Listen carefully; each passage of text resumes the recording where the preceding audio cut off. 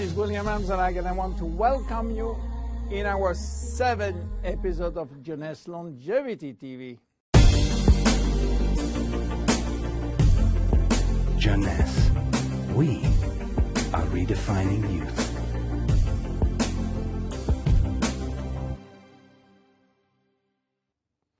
Have you heard about stem cells? I'm sure. Meanwhile, I wish to share with you my knowledge about stem cells, how magic they are, and how they are changing the medical world. To understand what are stem cells, let's go back to life. How life is starting.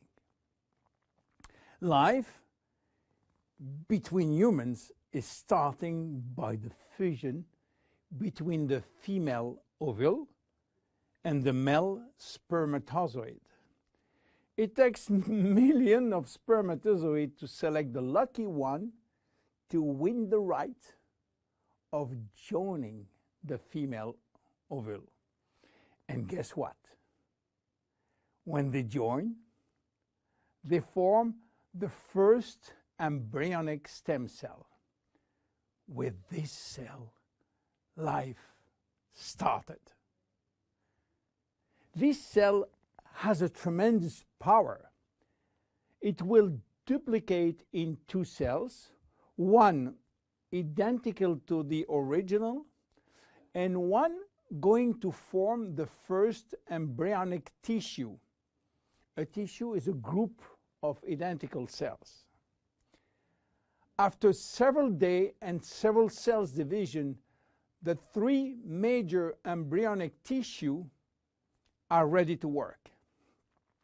Each one is responsible for creating family of adult stem cells, which are going to form specialized cells as brain cells, cardiac cells, or muscle cells.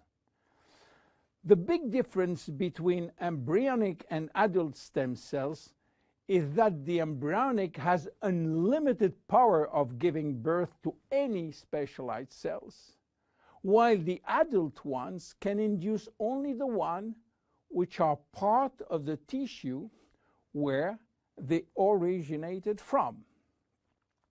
The use of embryonic stem cells is regulated by health authority for 2 reasons. The first one is that in order to get embryonic stem cells, we have to use embryos. And this is creating a debate and criticism. This reason, by the way, is no longer accurate because Japanese scientists find a way to generate embryonic stem cells from adult skin cells, resolving the ethical debate. The second reason is that embryonic stem cells are so powerful that it may be possible with them to clone human cells, and that's create a huge debate. But let's come back to life. After 9 months, the baby born, with more than 200 different specialized cells family produced by stem cells. It is not finished, because nature is always anticipating what? Shortage. During life, shortage of specialized cells which die or do not replicate. We need a solution, and stem cells are the solution.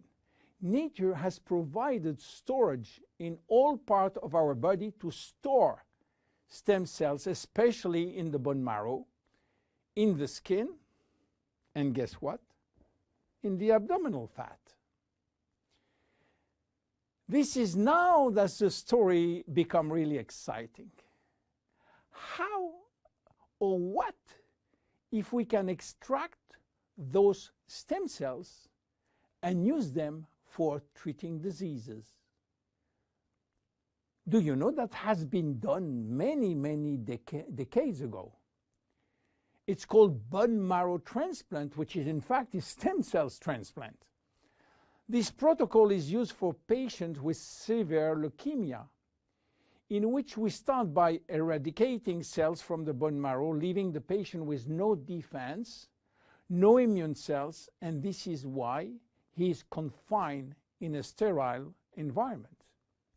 Once done, we are looking for the proper donor which has similar genes in order to avoid transplant rejection. And the donor stem cells are injected to replace the cancerous one. This protocol has two major issues.